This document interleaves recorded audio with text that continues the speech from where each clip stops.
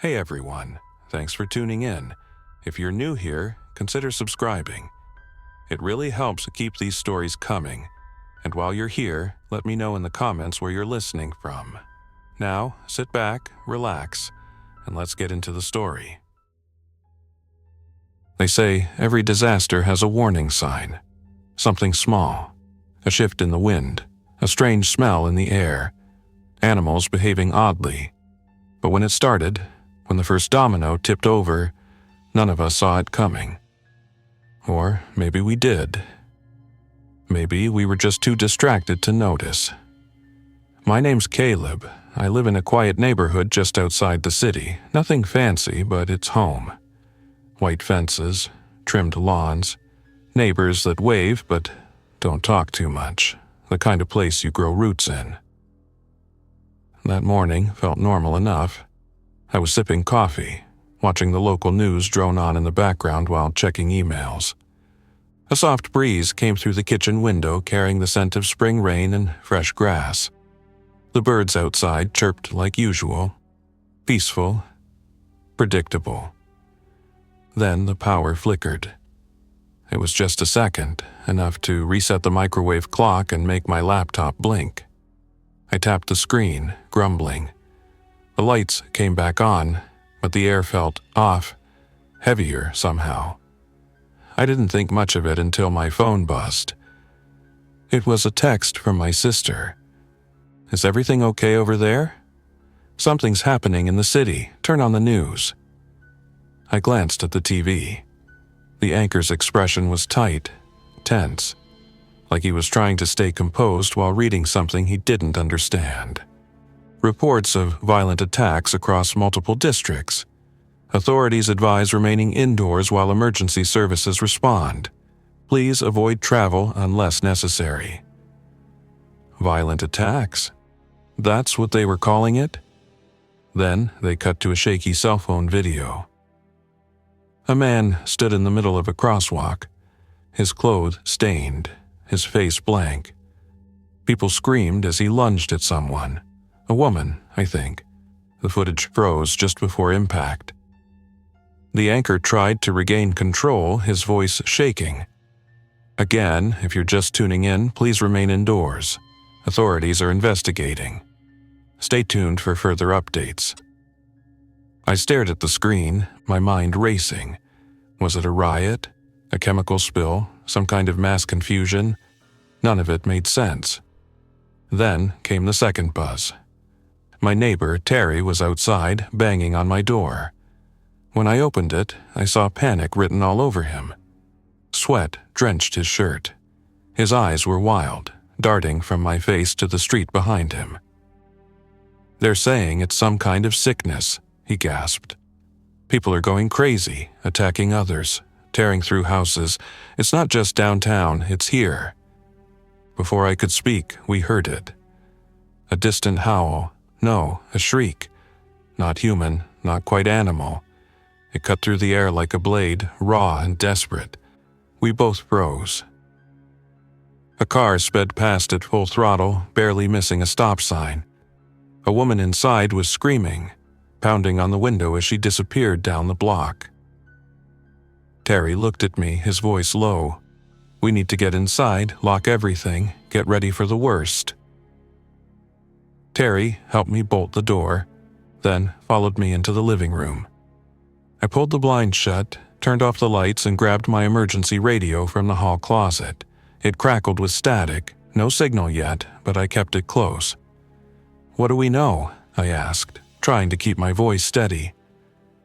Terry paced back and forth like a caged animal. "I don't know what it is, but I saw it. There was someone on Maple Avenue just standing in the middle of the road. He looked hurt, really bad. His skin was pale, almost gray. Then someone walked up to check on him, and the guy, he just lunged, no hesitation. He stopped pacing. He didn't move like a normal person. It was all jerky, like his body wasn't working right." I tried to process it. Was it some kind of infection? A toxin? Panic was rising in my chest like floodwater. I checked my phone again. More texts, one from my sister. "The National Guard is getting involved. Lock your doors. Stay put." Another from a coworker. "Don't come in. The office is shut down. People were getting attacked in the lobby." The news anchor was gone now. Just a graphic on the screen that read, "Emergency broadcast in progress." A robotic voice repeated the same message. "Shelter in place. Await official instructions. Do not approach individuals exhibiting erratic or violent behavior." Outside, the neighborhood was unraveling. Sirens echoed in the distance, sometimes drawing closer, sometimes fading. Dogs barked wildly. Somewhere far off, glass shattered. The peaceful bubble I lived in was breaking, one fracture at a time. I headed to the basement to grab a flashlight, batteries, and the old toolbox I kept for storm prep. Terry followed me. "I've got a bat," he muttered. "Not much, but it's something." "Better than nothing," I replied, though the thought of needing it made my stomach twist. While I was digging through shelves, we heard a crash upstairs. Loud, sharp. Glass. We both froze. Then we heard the unmistakable sound of footsteps on broken glass. Inside the house. I looked at Terry. He looked at me. We didn't speak. We didn't have to. He gripped the bat. I grabbed a wrench. We crept up the basement stairs, moving slow, silent. The kind of silence you only hear in a world that shifted just enough to feel wrong. The kitchen window had been shattered. Shards glittered on the tile like ice. There, standing in the middle of my kitchen, was a figure. It was a man. Maybe. His shirt was torn, hanging in strips.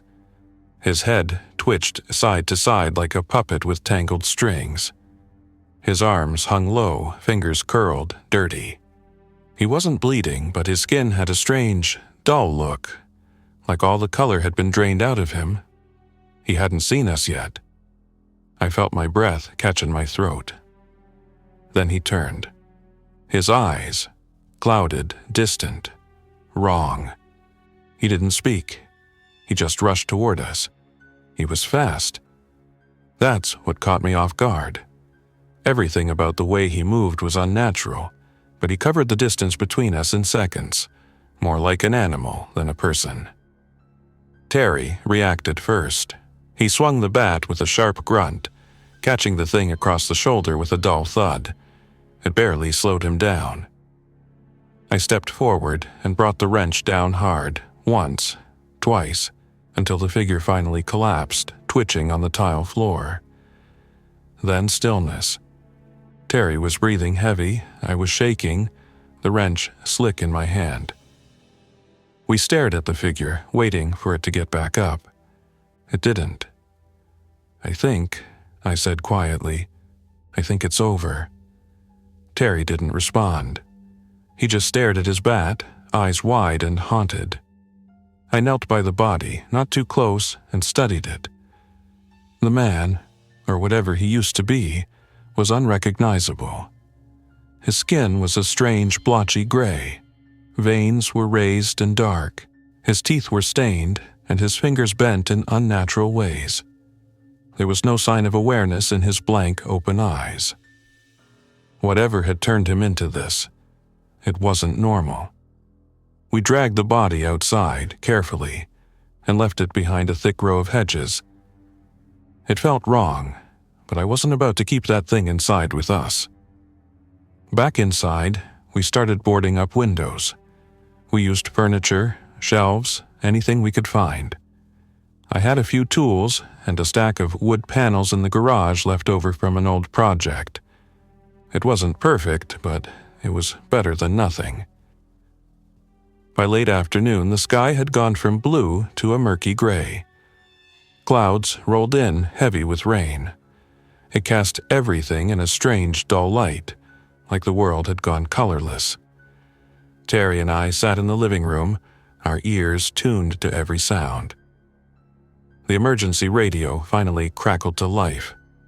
A voice came through, calm, deliberate, but clearly strained. This is a message from the emergency broadcast system. Stay indoors. Do not engage with affected individuals. Secure all entrances. Local authorities are responding." We waited for more, but the message repeated. That was it. No answers. No explanation. We were on our own. As night fell, the neighborhood grew quiet. Too quiet. The kind of silence that presses against your ears and makes you feel like you're underwater. Then came the screams. Some close, some far. Not just one, dozens, maybe more. We crouched by the boarded window, peeking through a crack. Down the street, a fire flickered behind someone's house. Cars were abandoned, doors hung open. And then we saw them. People, staggering, twitching, dragging their limbs, moving through the streets in clusters. Some fast, some slow, all of them wrong. Their heads snapped toward any sound. A dog barking, a car alarm. The noise drew them like moths to flame. We watched one of them stumble onto a porch and start pounding on the door. Another joined. Then another. Within moments, they were swarming, clawing, throwing themselves at the wood. The door broke, and what followed, we couldn't see, but we heard it. I backed away from the window, my chest tight. Terry looked at me, his face pale. "This isn't something that'll blow over," he whispered. I didn't say it out loud, but I already knew the truth. This wasn't a riot, this wasn't a sickness. This was the end of everything we thought we understood. Night dragged on like it was holding its breath. We took turns keeping watch while the other rested. Neither of us really slept. Not with the distant shrieks, crashes, and low groans echoing in the dark. At one point, I heard something scraping against the front door. It didn't last long, but long enough to remind me that the barrier between us and whatever was outside was thin. Too thin. Around 3 a.m., the power finally cut out completely. The lights flickered once, then nothing. I lit a few candles. The glow danced across the walls, casting long shadows that looked too much like movement. I kept imagining something just beyond the light, waiting. The radio kept repeating the same message. No updates, no change. The voice sounded more robotic each time, like the person behind it had given up or moved on. Terry finally spoke again. "How far do you think this goes?" I didn't have an answer. "Do you think it's just the city, or is this everywhere?" I wanted to believe it was contained, that someone, somewhere was fixing this. But deep down, I knew better. This didn't feel like something that would end with a press conference or a curfew. It felt like a turning point. We ate canned food by candlelight, barely tasting it. Every noise outside made us flinch. At one point, we heard someone shouting, crying out for help. A woman's voice. It cut through the night like a flare, but we didn't move. We wanted to. We both did. But we didn't know if it was real or a trap. That was the kind of thought we were starting to have now. Doubt, suspicion, fear. It eats at you faster than anything else. By dawn, the sky had turned a pale gray, the kind of light that doesn't feel like morning, more like the world gave up trying to be beautiful. We decided to scout the neighborhood once the sun was fully up, carefully, quietly. I had an old hiking backpack. I packed water, a flashlight, a first aid kit, a few protein bars. Terry brought the bat, and I took a heavy crowbar from the garage. We stepped outside, staying low, keeping to the shadows. The streets looked like something out of a dream, one of the bad ones. Lawn chairs toppled, mail scattered, doors wide open. A tricycle lay in the middle of the road. And silence. We crept to the house down the street where we'd seen the door break the night before. The porch was splintered. The door hung off one hinge. Inside, it was dark, but I could see streaks on the floor, drag marks, no sign of life. We didn't go inside. A few houses later, we found someone, or rather, they found us. A man stumbled from behind a hedge, his arms twitching, head jerking like it was being pulled by invisible strings. His clothes were stained, his mouth open like he was trying to speak but couldn't. He charged. Terry didn't wait. He brought the bat down with all his weight behind it. The man crumpled, still twitching, still trying to move. I stepped forward and finished it. I didn't think, I just acted. It was like swatting a fly that wouldn't stop buzzing. We stood over the body, breathing hard, surrounded by the awful realization that this was going to happen again, that this might be normal now. "I don't think we're going to last long like this," I said quietly. Terry nodded. "We need to leave. Find somewhere safe. Somewhere with walls, with supplies, with other people." That word echoed in my head. People. Were there any left? We moved house to house, slowly and carefully, like ghosts haunting our own neighborhood. Most homes were empty. A few showed signs of struggle. Overturned furniture, broken doors, claw marks on the walls. One place had candles still burning on the windowsill, flickering against the cracked glass. Another had the front door wide open with the morning breeze blowing in, like someone had left in a hurry and never returned. We found a few supplies, cans of food, bottled water, a half-used medical kit. Everything felt like gold now. Terry found a shortwave radio in one house. It didn't pick up anything at first, but we took it with us anyway. You never know. At the corner of Pine and Elmer, we saw something that made us both stop in our tracks. A line of vehicles, all facing the same direction, bumper to bumper, some with their doors open, some with broken windows. A few had a handprint smeared across them. Not red, not dark, but enough to freeze the blood in our veins. It was a failed evacuation. People tried to leave and got stuck, or worse. We didn't check the cars. We didn't want to know what was inside. Back at my place, we barricaded the doors tighter than before and went upstairs to regroup. That's when we saw the smoke. A plume rising from the west. Thick, black, and churning. Not a campfire, not a chimney. It looked like an entire building was up in flames. Maybe more than one. Terry leaned against the window frame. "It's spreading. Whatever it is," I replied. I sat down on the bed, trying to think. I still had no signal, no news, no explanation. Just one growing certainty. This wasn't a bad day. It was the first day of something worse. I thought about my sister. She lived a couple of hours north. The last message she sent was short. "Stay safe. Don't trust anyone acting weird." That was hours ago. I wanted to go to her, but every step outside felt like rolling dice. One wrong turn and you'd be gone, torn out of the world like you were never in it. We spent most of the day planning our next move. The city wasn't safe, that much was clear. But maybe, just maybe, the outskirts would be better. A cabin, a farm, somewhere remote. "Wait it out," Terry said. "Give the world time to figure this out." I didn't say what I was thinking, that the world might not fix this. Around sunset, we heard something new. Voices. Real ones. Calm, steady, not panicked. We scrambled back to the second floor and peered through a gap in the boards. Down the road, a group of 5 people moved together, armed, alert. They wore dark clothes, and each of them carried a pack. One had what looked like a radio antenna sticking out of their gear, organized, trained. Maybe military? They stopped at the intersection and checked every direction.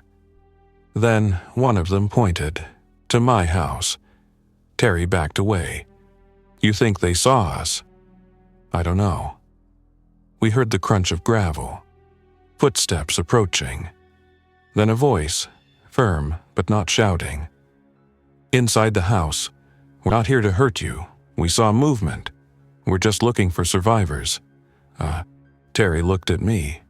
I looked at him. We both felt it, hope, but also something colder crawling up the back of our necks. Trust was a luxury now. Terry and I didn't say a word, we just looked at each other. The strangers outside waited. One of them knocked. Not aggressive, just a single deliberate tap. "You okay in there?" the voice called again. "We're clean. Not sick, just trying to get people out before things get worse." Before things get worse. That part echoed in my head. We whispered back and forth. Terry wanted to open the door. I wasn't so sure. Hope's a strange thing. It pulls you forward, but it also blinds you.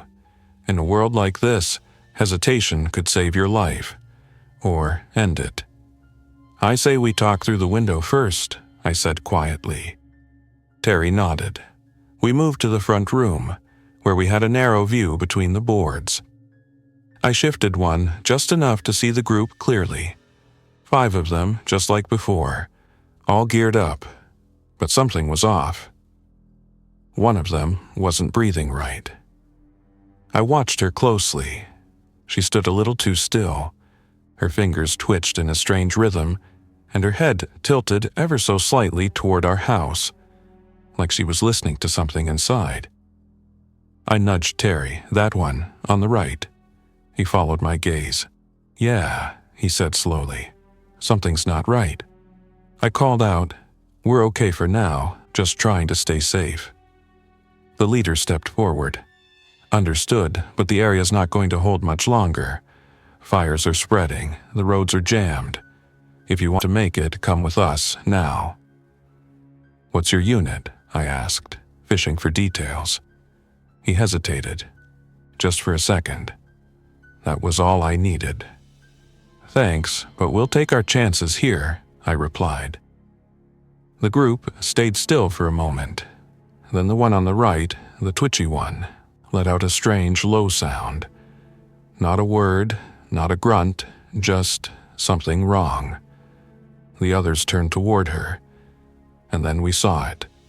Her face shifted, expression melting into something blank. Her mouth opened too wide, her eyes glazed over. Terry cursed under his breath. "She's one of them." The leader stepped back fast.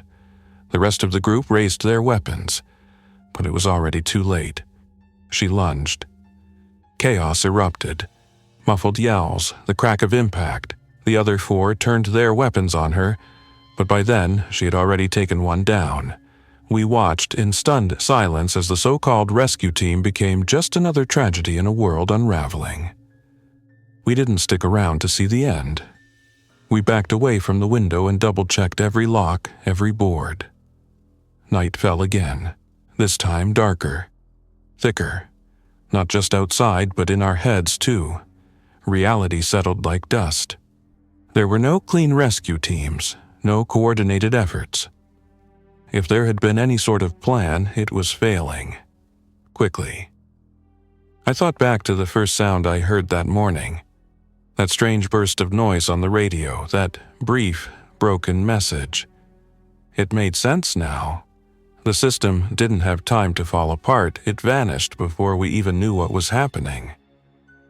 Terry eventually fell asleep on the couch, bat still in hand. I sat near the boarded-up window, watching shadows stretch and shift across the walls.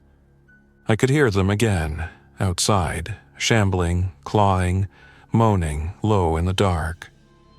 I didn't know how long we had, a day, a week, but I knew one thing with certainty. Day 1 was over, and if that was just the beginning, then whatever came next would make today look like a memory we might miss. Thanks for listening. If you enjoyed this story, don't forget to like and subscribe. Your support keeps these creepypastas coming. Until next time, stay alert, stay safe, and never ignore the feeling that something is watching.